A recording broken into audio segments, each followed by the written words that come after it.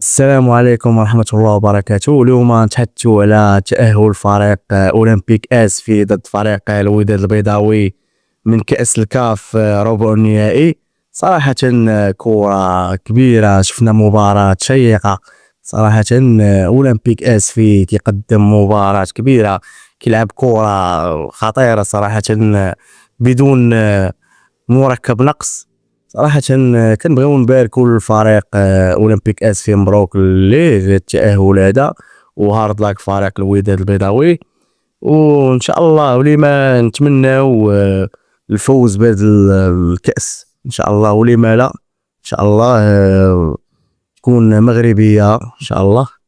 المهم ما تنساوش ديروا لايك وكومنتير وابوني.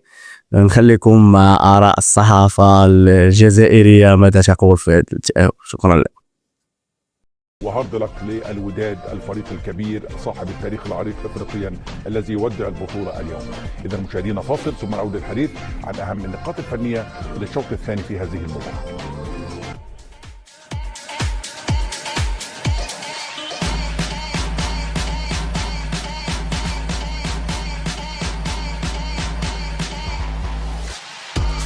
السابقين، ولكن مبروك ايضا لوافد جديد على الساحه الافريقيه فريق اولمبيك آسفي الذي تاهل اليوم بجداره واستحقاق الى الدور نصف النهائي.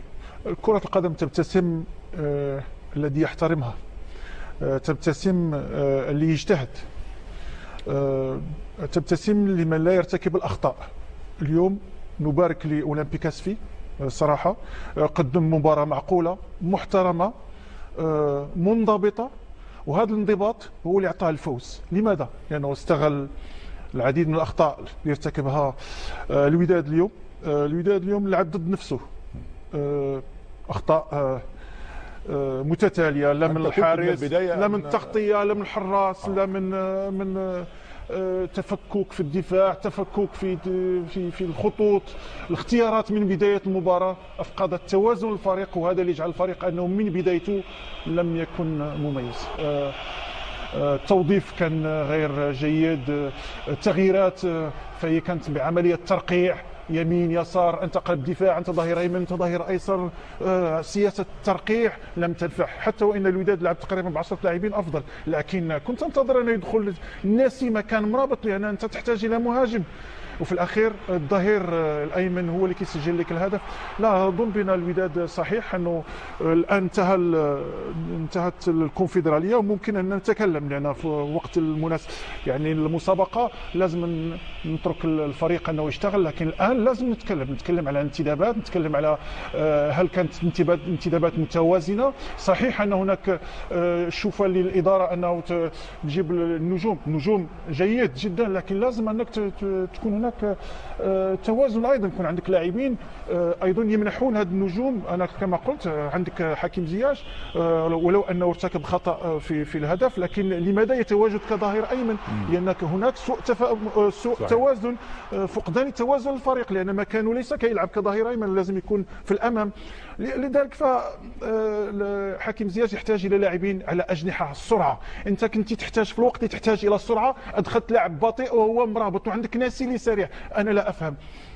بوشتا كان لازم يخرج من بدايه الشوط ويلعب مفيد ومصدق، على الاقل يكون عندك قوه على الاطراف. قلنا هذه الاشياء، كل هذه الاشياء افقدت الفريق في التوازن. باكاسو في وسط الميدان، شفتي الفريق ايضا الميرات ناقص اليوم، على الاقل تدخل لاعبين في وسط الميدان. لا اليوم كان هناك العديد من الاشياء، ولازم نتكلم على لازم عندما تبني فريق لازم تحافظ على التوازن. في لاعبين نجوم صحيح، لكن في لاعبين كيعطيو حلول في السرعه، في القوه.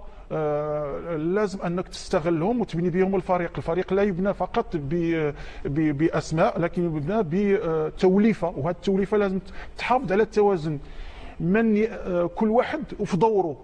شفنا حكيم زياش عندما كان في الظهير الايمن فضاعت منه الكره وراحت، لان اكيد لن يفكر كظهير بتشتيت الكره، فهو لاعب مهاجم يريد ان يعمل كنترول، لكن مع دخول زياش تحسنت الوداد، لكن يحتاج الى لاعب سريع في الامام اللي ممكن يستغل الكرات الطويله لكن اظن بنا احنا الان نبرر الهزيمه، لكن لازم نشيد ايضا بما قدمه اولمبيكاس في طيله المباراه.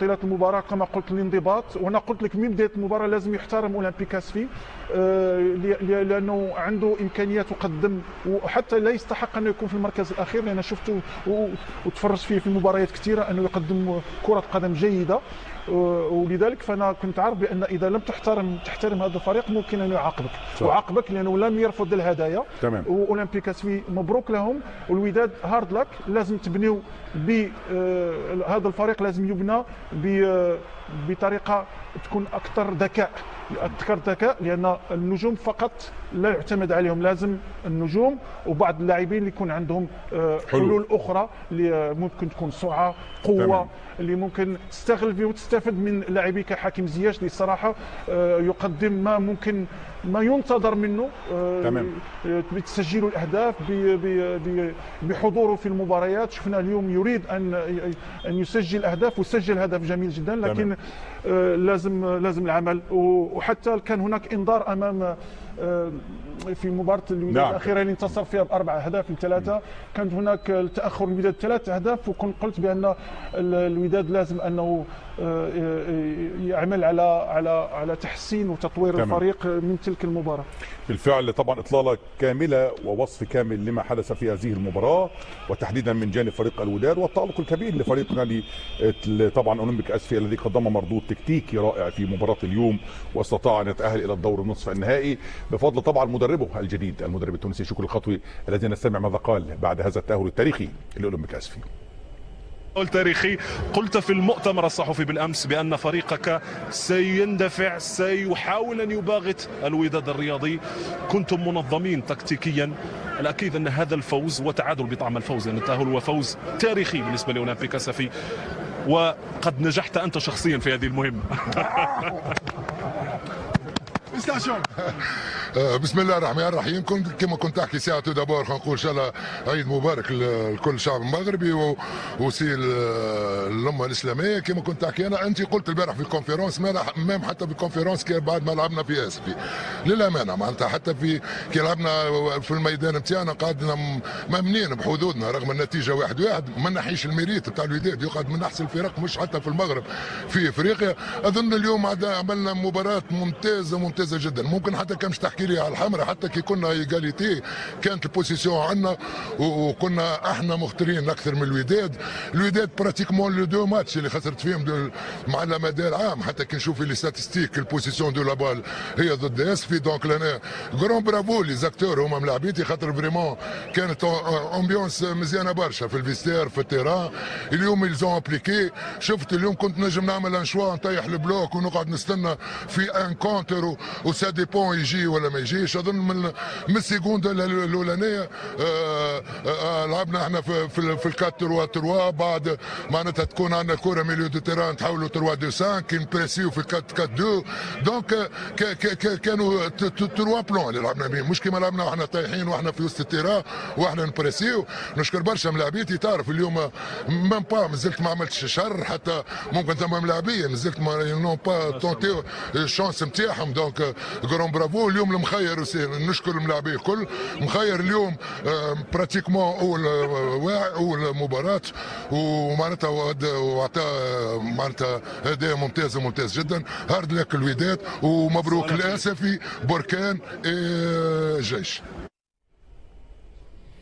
إذن تنوع تكتيكي من المدرب شكري الخطوي في هذه المباراة، مما استطاع طبعا أن يكسي العملاق العظيم فريق الوداد من البطولة، الفريق صاحب الخبرات الأفريقية الكبيرة. في نفس التوقيت هناك بطل سابق للبطولة، اتحاد العاصمة الجزائري، اليوم استطاع أن يصل مرة أخرى إلى الدور نصف النهائي، بطل هذه البطولة في عام 2023 مع المدرب عبد الحق بن شيخة.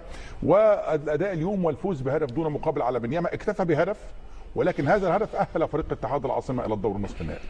صحيح، وكان يجب ان يسجل اكثر في الحقيقه، وكان يمكن ان يسجل لانه خلق فرص خاصه في الشوط الاول. كانت مباراه فعليه من طرف واحد، خلقوا تقريبا 7 إلى 6 فرص اتحاد العاصمه. امام خصم جاء فقط ليدافع، لكن ما شاهدناه خاصه في اخر ربع ساعه كان نوعا من الخوف الحقيقه، يعني ممارسه الخوف بشكل فعلي، لانه الخط كان متاخر، كرات طوليه كلما نزلت كانت هناك مخاطر، حتى في الكرات الثابته لم يدافع بشكل جيد، فبالتالي عاش لحظات توتر كان يمكن تجنبها لو تم استغلال كميه الفرص المهوله. هذا هدف المباراه اللي جاء من خطا مباشر من الحارس سجله بنزازا.